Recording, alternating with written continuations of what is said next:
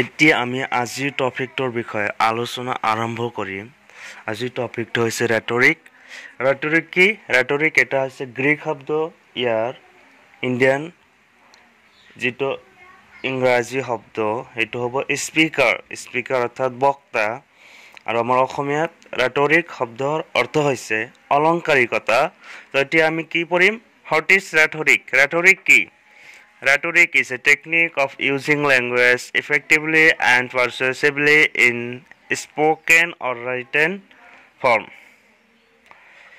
Rhetoric কি? Rhetoric হৈছে কথিত বা লিখিত ৰূপত ভাষাক ফলপ্ৰসূ আৰু বুজাব পৰাকৈ ব্যৱহাৰ কৰাৰ এক কৌশল হৈছে অলংকাৰিকতা.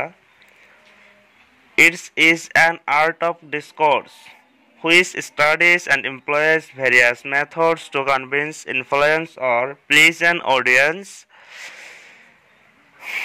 ই এটা কি? বক্তৃতাৰ কলা, যিয়ে দৰ্শকক প্ৰভাৱিত কৰিবলৈ বা সন্তুষ্ট কৰিবলৈ বিভিন্ন পদ্ধতি অধ্যয়ন আৰু ব্যৱহাৰ কৰে, তাকে কি কৰা হয়? অলংকাৰিকতা. তাৰপিছত আমি আলোচনা কৰিম The figures of speech. Figure of speech কি? Figure of speechৰ ভিতৰত কি আছে? তো এই বিষয়ে আলোচনা কৰিম। Figure of speech হৈছে কি? অলংকাৰিকতাৰ বাক্য। Figure of speechৰ ভিতৰত বহুত কেইটা উপমা আছে।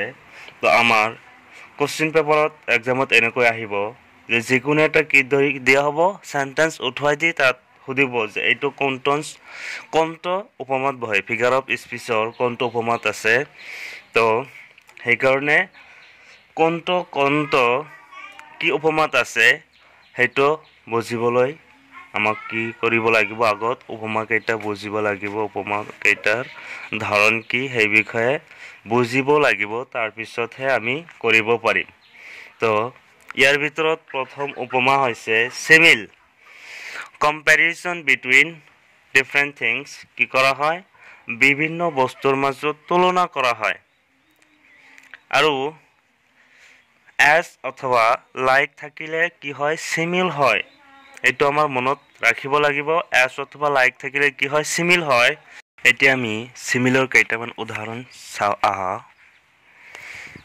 Number 1. The great Khali looks as strong as an ox. ইয়াত কি কৰা হৈছে? গ্ৰেট খালিক গৰুৰ লগত তুলনা কৰা হৈছে। আৰু ইয়াৰ উপৰিও কি আছে? ইয়াত এজ আছে। ইয়াত কৈছে গ্ৰেট খালিক গৰুৰ দৰে শক্তিশালী দেখা যায়।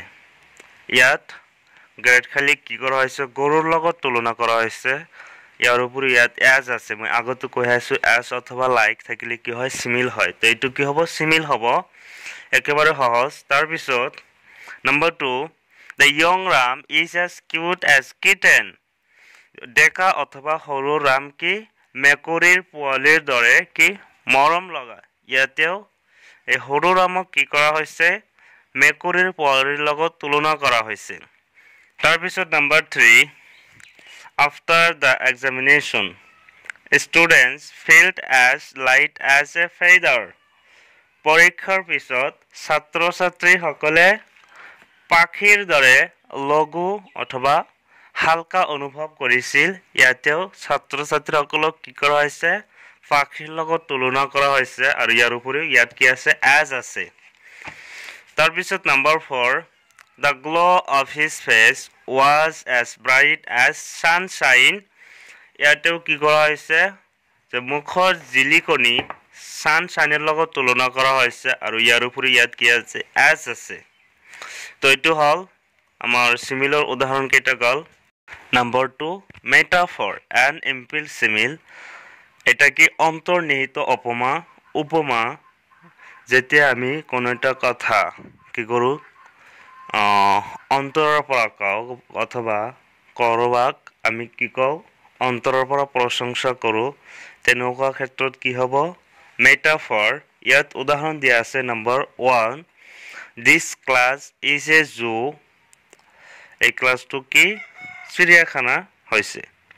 অথবা আমি কওঁ মাছৰ বজাৰ হৈছে। তাৰপিছত number 2. My teacher is an angel.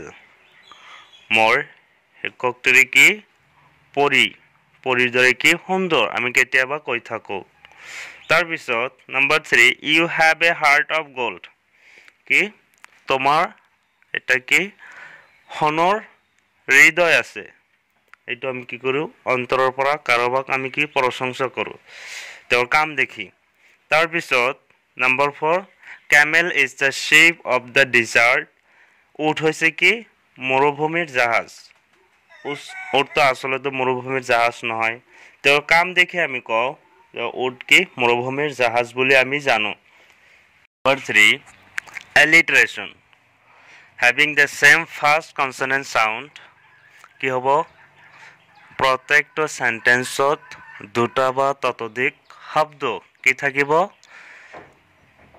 Same consonant দি আৰম্ভ হ'ব তো ইয়াত এক্সাম্পল দিয়া আছে number 1 my dear dear is dear মোৰ প্ৰিয় হৰিণ প্ৰিয় ইয়াত কি আছে মাই ডিয়াৰ ইয়াত কনসোনেন্ট কি ডি ডিৰে আৰম্ভ হৈছে তাৰ পিছত ডিয়াৰ ইয়াতো কনসোনেন্ট ডি আছে তাৰ পিছত ইজ ডিয়াৰ ইয়াতেও কি ডি শব্দ ডিৰে শব্দ আৰম্ভ হৈছে তাৰ পিছত নম্বৰ 2 কিৰণস কিডস kept playing ইয়াতেও কি আছে কে কে কে তাৰ পিছত number 3 sheep should sleep in a shed number 4 little Lakshman like lychee তো এনেকুৱা যদি থাকে তেনেহলে কি হ'ব আমাৰ alliteration হ'ব number 4 hyperbole more than required exaggeration কি হ'ব প্ৰয়োজনীয় অতিৰঞ্জিততকৈ অধিক ইয়াত কি কৰা হ'ব যদি কোনোবাই কি কৰা হয় ভাৱতকৈ অধিক কয় যেটো সম্ভৱ নহয় হেতু যদি কৈ বহি থাকে তেনে ক্ষেত্ৰত কি হ'ব হাইপাৰবল হ'ব ইয়াত এক্সাম্পল দিয়া আছে I am so tired I could sleep for a year মই ইমানেই ভাগৰি পৰিছো মই এবছৰ শুব পাৰিলেহেঁতেন এইটো অসম্ভৱ কথা কোনো এজন মানুহে কি কৰিব নোৱাৰিব এবছৰ শুই থাকিব নোৱাৰিব তো এইটো কি হ'ব হাইপাৰবল হ'ব তাৰ পিছত my brother is taller than Qutub Minar মোৰ ভাই কি কুতুব মিনাৰৰ সমান কি দীঘলীয়া এইটো অসম্ভৱ কথা কোনো এজন মানুহ কেতিয়াও কুতুব মিনাৰৰ দৰে কি নহ'ব দীঘলীয়া হ'ব নোৱাৰে তাৰ পিছত I have told you 1000 times about this আমি তোমাক কি হাজাৰবাৰ কৈ আছো এই বিষয়ে এটো কোনোবাই যদি কিবা কৈ থাকে তেতিয়া কোনেও এটো কি কাউন্ট নকৰে যে মই ইমানবাৰ কলো তো এটো অসম্ভৱ কথা তাৰ পিছত number 4 I would move mountains for her আমি তোৰ বাবে মাউন্টেন্স অৰ্থাৎ পাহাৰ হলনি কৰিম এটো সম্ভৱ কথা মানুহে কেতিয়াও পাহাৰ হলনি কৰিব নোৱাৰিব এটা পাহাৰ হলনি কৰিবলৈ হলে বহুত কেইটা জেচিবি লাগিব গাড়ী লাগিব ইত্যাদি ইত্যাদি তো এটো অসম্ভৱ কথা